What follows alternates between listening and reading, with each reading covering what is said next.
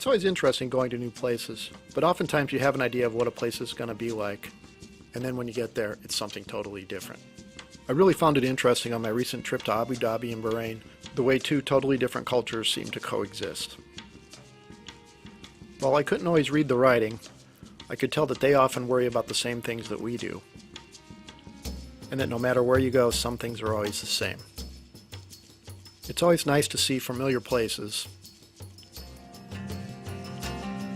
although usually on trips like this, we generally prefer something a little more exotic.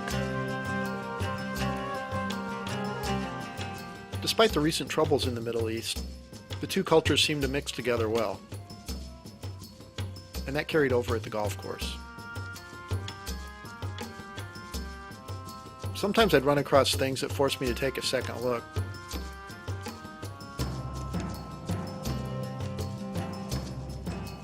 But I also saw some familiar faces and some backgrounds that are a little different than what I'm used to in the States.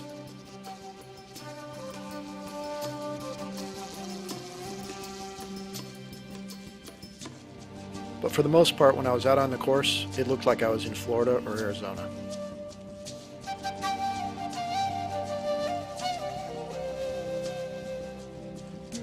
Most of the spectators wore regular golf attire, but there were some exceptions.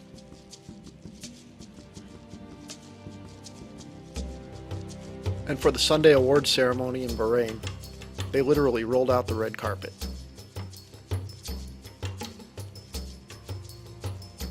And threw in a few rugs for good measure. And the entertainment they brought in was different from anything I'd ever seen before. The course in Bahrain was a little more interesting for me because it was built in the middle of the oil fields. While you did see the occasional pump jack off to the side, there were above-ground oil pipelines running all around the course. I tried to find a couple spots that tied the golf and the oil pipes together, and then I noticed a really good spot to shoot from.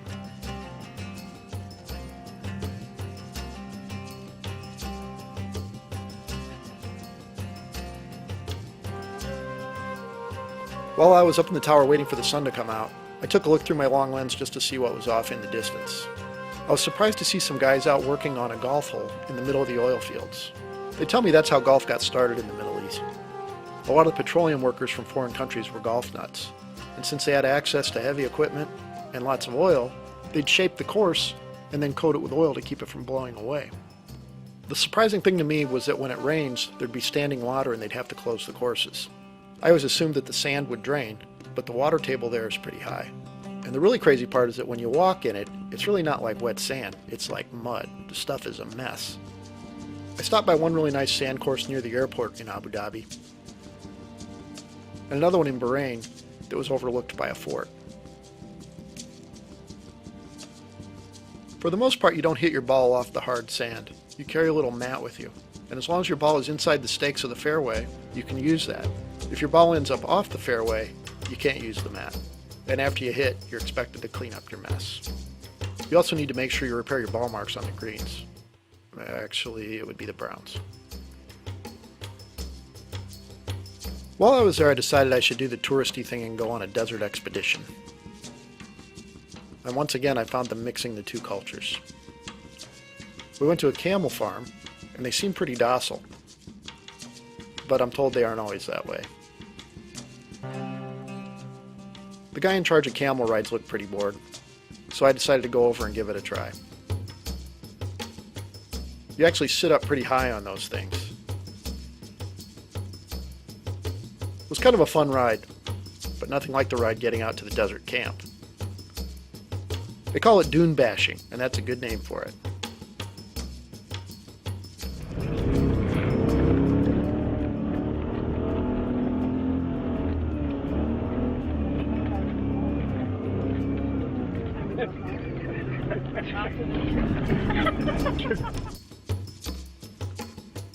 At sunset, they turned on the lights, cooked dinner, and put on a show.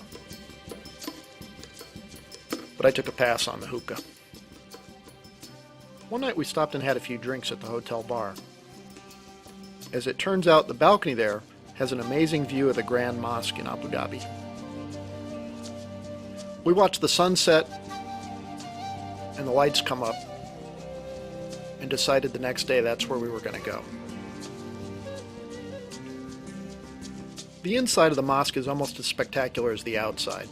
It's got gold-plated chandeliers that are fitted with millions of crystals hanging from the ceiling.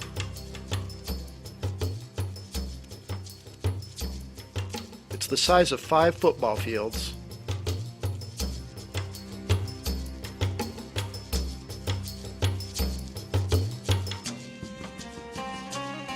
and it has enough room for 40,000 people to pray. It's absolutely spotless.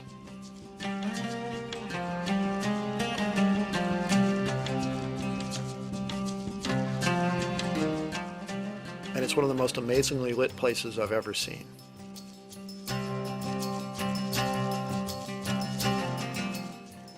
It's always fun to go to new places and experience different cultures. But sometimes it's good to look and see what we have in common instead of what makes us different. Because when you visit new places, it's always nice to make friends, even when they're walking around with really scary weapons.